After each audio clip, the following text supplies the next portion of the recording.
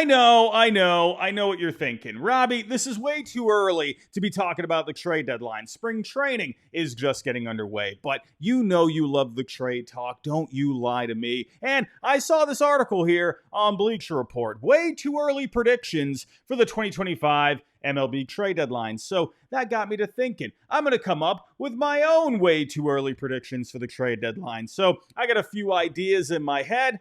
Let's go talk about it. Before I get started, if you love baseball and you just love being a nice human being, hit that subscribe button. We're trying to get to 50K by opening day. Let's start this off with Bo Bichette. Now, before I talk about Bichette, you might be thinking, Robbie, are you saying the Blue Jays are going to be sellers at the deadline? Well, here's the thing with the Blue Jays. They definitely got better this past offseason. They signed Anthony Santander. They traded for Andres Gimenez, signed Max Scherzer for the rotation, signed Jeff Hoffman for the back end of the bullpen. Factor in at least a bit of a bounce back year from Bo Bichette, and this should be a better Blue Jays team in 2025 compared to the 74-win 2024 Blue Jays. Now, I just wonder how big of a contender are they going to be in the American League? Is this a team that can run away with a wild card spot? Maybe even compete for a division? I don't know. I think most people would agree right now that this team is capable of competing for a wild card spot. And I just wonder at the trade deadline, if they're a few games out of a playoff spot, right? You got quite a few teams in the American League that are definitely good enough to be a playoff team this year. I just wonder if the Blue Jays are a few games out, then maybe they consider looking into moving guys like Bo Bichette, Vlad Jr., who are going to be free agents after this coming year, get back value for them while they still can. I think that's a pretty fair take. Now, for Bo Bichette, obviously he's going to have to play better than he did this past year. Had some injuries. He got all out of whack, only played 81 games, only hit 225 with a 71 WRC plus, but I'm counting on the track record of Bichette, how good of a hitter he was prior to 2024, a healthier Bo Bichette moving forward. I think he's going to be much better here in 2025. And if the Blue Jays, let's say, are 3-4 games out at the deadline, I could see a team out there looking to add a bat. And one team that I think would be a great fit would be the Cleveland Guardians. Now, they just traded away Josh Naylor this past offseason. Now, sure, they brought in Carlos Santana, right? Cal Manzardo could take a step forward this coming year. I just wonder with this Guardians team, a team that is definitely capable of going after the American League Central Division, that maybe they could use another bat at some point. Now, you got Brian Rocchio, Juan Brito in the middle infield. I just wonder how good are the bats going to be with those guys. And if Bo Bichette is having himself a great year, then I could see the Guardians making a phone call to the Blue Jays, see what it would take to get Bichette. And again, he would be a rental. The Guardians shouldn't have to give up an absolute haul to get him. I could see them being interested in him. We'll just have to wait and see. But I like the idea of Bichette going to the Guardians. Let's move on to another bat and talk about Taylor Ward. Now, it feels like Ward has been on the trade block for about 96 years now, but I think this year the Angels finally move him at the deadline. Now, the Angels did have a productive offseason. They brought in Jorge Soler, Yusei Kikuchi, Kenley Jansen, Yoan Moncada, Travis d'Arnaud. So they have made a lot of moves. I just wonder, is this going to be enough to put the Angels in contention? You never know with the health of Mike Trout. I am begging for a healthy season for Mike Trout. Let's see. But that is a big question mark at the end of the day. And honestly, I think at this point in Trout's career, it would serve him a lot better to move to a corner outfield spot like left field, which is a lot less demanding than center field.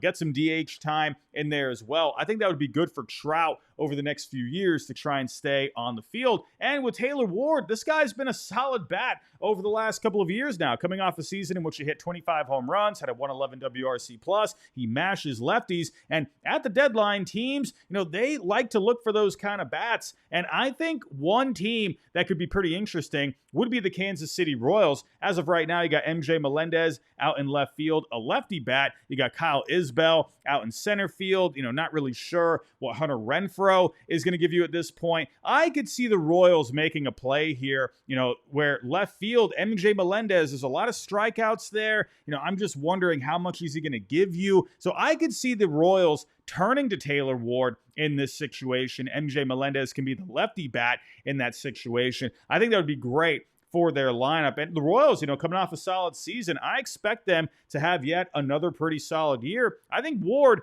would be a great fit here. Let's move on to yet another bat, Luis Robert. Now, I've said the same thing about Robert on this channel a million times. When he's healthy, this guy's an electric player. Had a great season back in 2023, 38 homers, 20 stolen bases, great defense in center field. He's the real deal. The problem is he just has trouble staying on the field. Had a hip injury this past year, only 100 games played overall, hit 224 with an 84 WRC plus. The numbers were all out of whack, but when he's healthy, this guy can do a lot of damage. Now, I can see a situation where the White Sox move him before opening day, not risk any further injury happening, get back some value while you still can. But then again, if they don't get an offer that they like before opening day, I could simply just see them hanging on to him. And if he has a good start to the year, a good first half, then that's only going to increase his value moving forward. He has a couple of pretty decent club options after this coming year, so he's not going to be too expensive. So he's going to be an attractive bat at the deadline if he's healthy, of course. Now, let's say he is. Let's say he's having a good start to the year, getting back to what he was doing in 2023. I could see the Arizona Diamondbacks maybe stepping up here. Now, I like the Diamondbacks. I think they're going to be a very good team this year. They were very close this past year, just fell short of the playoffs, but had themselves a good offseason, brought in Corbin Burns for the rotation. This team has a lot of talent, but if I'm looking at one area, I'm looking at the lineup. Now, you obviously have some great bats here, right? Corbin Carroll, Ketel Marte, you brought in Josh Naylor, forgot to mention him a second ago. But if I'm looking here where they could maybe add, I'm looking at something for the outfield and or DH. Now, Jake McCarthy had a pretty solid year this past year. I wonder if he's going to be able to replicate it. The projections aren't amazing for him this coming year, so I could see the Diamondbacks looking to make an upgrade there possibly. And if not, let's say he's playing well, I could see an opening at the DH spot, right? You got Pavin Smith, a lefty bat. So, they brought in Randall Grichuk as well, so I could see a bit of a platoon working there. But if they wanted to make a big upgrade, I could see Luis Robert. Like I said, not too expensive. I think would fit very well into this lineup. Give them a bopper in the middle of the order. And like I said, of course, he has to be healthy. But if he is, I think he'd be huge for the Diamondbacks. Let's shift gears here and talk about some pitching with Michael King. Now, there's been some question marks with the Padres' payroll over the last couple of years. Now, they did resolve the ownership issue not too long ago, but I just wonder, what is the money looking like for the Padres moving forward? Now, this offseason, you've seen Dylan Cease and Michael King come up in trade rumors. Now, when it comes to Dylan Cease, I could absolutely see him getting moved before opening day. He's going to get himself a fat contract next offseason. I don't see the Padres bringing him back. He's one of the best pitchers in baseball for a few years now. Now, Michael King, I could see the Padres attempting an extension at some point. He is going to get paid pretty handsomely. I just don't think he's going to get the contract that Cease gets. But if they can't come to an agreement on an extension, I think the best thing to do would be to trade him, especially if the Padres aren't in contention at the deadline. Now, when it comes to the Padres, I still think it's a pretty solid team, but you lost Jerickson Profar, you lost Ha-Sung Kim. Really, all you did this offseason was bring in a platoon in Jason Hayward and Connor Joe for left field. I just see question marks here. Xander Bogaerts, he was hurt a lot this past year. How is he going to be at shortstop? We'll see. How's the bat going to look moving forward? Jackson Merrill, I'm sure there's going to be some adjustments that he's going to make after a great rookie season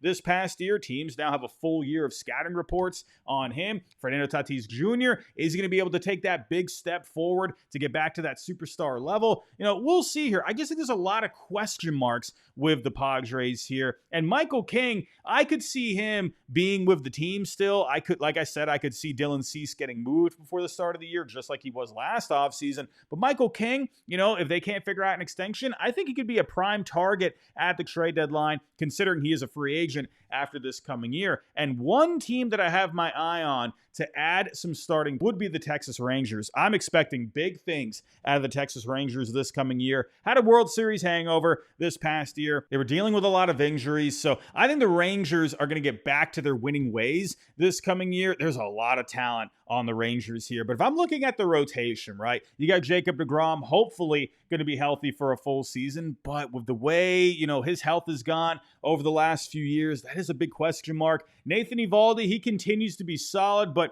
this is a guy, a little while ago had some health issues of his own. He's 35 now. What's that going to look like?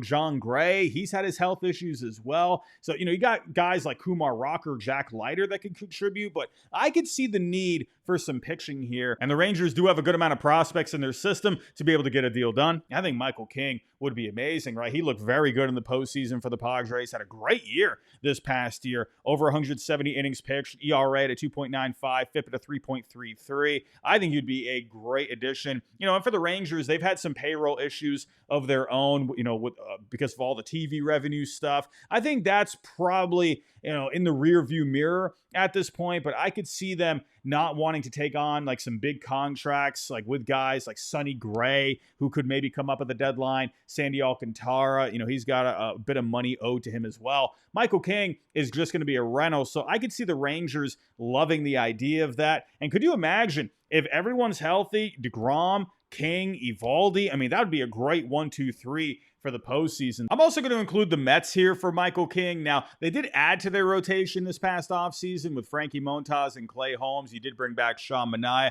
and hopefully Kadai Senga is fully healthy for 2025. But, I could see some possible question marks popping up for the Mets rotation. I think King would be a great add. Speaking of Sandy Alcantara, let's talk about him. Now, he missed all of this past season after getting Tommy John surgery, but before that, he was one of the best pitchers in baseball. From 2021 to 2023, he had an ERA of 3.14, FIP at a 3.44, 8 strikeouts per 9, 2 walks per 9, under a home run per 9. He would be a great addition to a lot of teams out there. Now, he is going to be making his way back from Tommy John this coming year, so I wonder what the innings are going to look like with him, but I could definitely see him being a hot commodity at the deadline. And if I'm thinking of a team that could use some pitching then, and a team that would be willing to take on the rest of his contract, I'm thinking of the LA Dodgers. You might be thinking, Robbie, well, the Dodgers got like 86 pitchers already in their rotation. What do they need Sandy Alcantara for? Now, obviously, they got a lot of talent in this rotation, right? You just signed Blake Snell this offseason. Also brought in Roki Sasaki. You got Shohei Ohtani coming back to the rotation. You already have Yamamoto. You got Glasnow. Got some younger guys coming back as well, like Tony Gonsolin and Dustin May. I just wonder about the health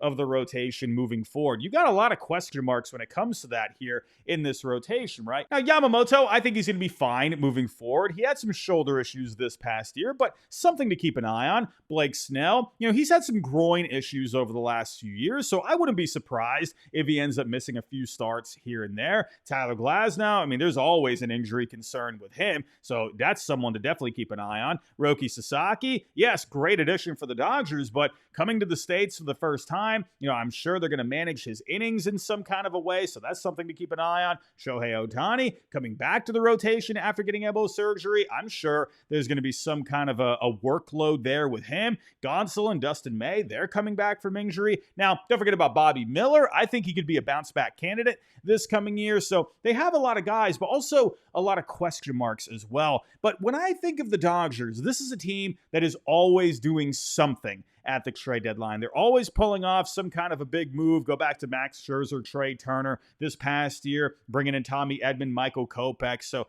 I think the Dodgers once again are going to be very active at the deadline. I think Alcantara, a guy, yes, he is coming back from Tommy John himself, but the Dodgers, they seem to be okay with these guys, if they get Tommy John or whatever. And I think with Alcantara, it's not really a big contract. It is a little bit of money that they'd have to take on, but it's the Dodgers. They don't care about money. And with Alcantara, he's a workhorse kind of a guy. I think he'd be a great addition for the Dodgers. So I'm going to go with that. I think Alcantara will be the Dodgers' big addition at the deadline. Up next, we got to get a reliever on here, so let's talk about Ryan Helsley. Helsley was absolutely dominant this past year. ERA at 2.04, FIP at 2.41, 49 saves, led the major leagues. Now, I thought the Cardinals were going to trade him this offseason, but here we are, still with the Cardinals. Now, maybe they could move him before the end of spring, but I could also see them hanging on to him as well. If you go back to the trade deadline last year, relievers were bringing back some pretty good packages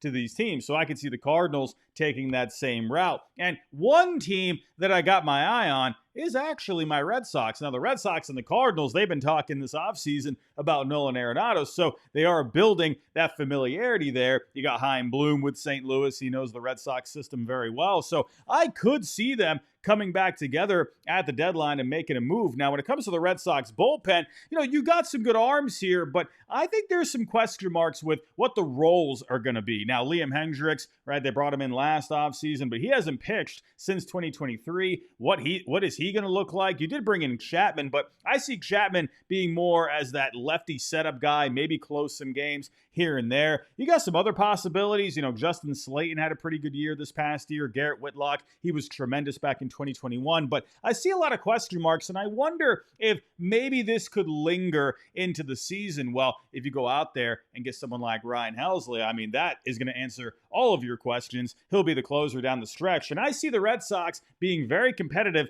this coming year. I think Helsley would be an amazing addition for that bullpen. And last but not least, let's talk about Vlad Jr. Now, earlier I talked about Bo Bichette and the Blue Jays. I'm going to use the same reasoning here to where I just wonder where are the Blue Jays going to be at in the standings at the time. If they're 3, 4, 5 games out of a wild card spot, I could definitely see some teams making a phone call for Bo Bichette if he's having himself a good year. But I could also definitely see some teams making a phone call about Vlad Jr. Now, one of the biggest storylines this offseason is whether or not the Blue Jays can sign him to an extension. He's going to be getting himself a fat contract, easily over $400 million, maybe even in that $500 million range. If they can't figure out an extension for him, I definitely think he's going to be a trade target, especially if they're on the outside looking in. Now, we all know the deal with Vlad, one of the best bats in baseball, coming off a tremendous year, hitting .323, a .396 on base, a .544 slugging, a .165 WRC+, and he's only just about to turn 26 years old, for crying out loud. Now, one team that I got my eye on is a team that I think is looking to make a lot of noise this coming year, and that is the New York Mets. Had a tremendous offseason. You brought in Juan Soto on the biggest contract of all time. You brought back Pete Alonso, Jesse Winker. You beefed up the pitching. You brought back Sean Manaea. You brought in Clay Holmes. Let's see how that works out. Frankie Montas. But my goodness, could you imagine Vlad in this lineup with Soto and Alonso as well? Now, you might be asking, well, where does Vlad fit? Well, Pete Alonso, he's at first base, but you could definitely just share first base and DH between those two. What a middle of the order that would be. I could definitely see the Mets looking to make a play here. They've beefed up their farm, and that could be a good chance for them. Even though he would only be there for a short amount of time before free agency, that could still be a shot for them to be like, hey, look, we got some good stuff going on over here. Hey, how do you like it here? Maybe you'd like to sign a long-term deal with us. We'll just have to wait and see. I'm also going to include the Giants as a team that could make a strong run at Vlad. Kind of reminds me of when they acquired Chris Bryant at the trade deadline a few years ago for the stretch run. I think Vlad would be awesome for this lineup. Now, they did add Willie Adames this past offseason. Matt Chapman had a great year this past year. But it feels like they could use one more thumper in this order. I think Vlad would be perfect for this lineup. And I could see the Giants contending for a wild card spot this year. What do you think of my predictions here? Again, they're way too early. We're just having fun with these. Don't get crazy about it. But tell me your way too early predictions down below in the comments. I would love to see the ideas that you all have. Let me know. But everyone, that's all I got for right now. If you can on the way out, hit that like button for me. Subscribe if you're new. We're trying to get to 50K by opening day. We're getting so close. If you hit that subscribe button, I'll love you forever. But everyone, that's all I got. I'll talk to you next time.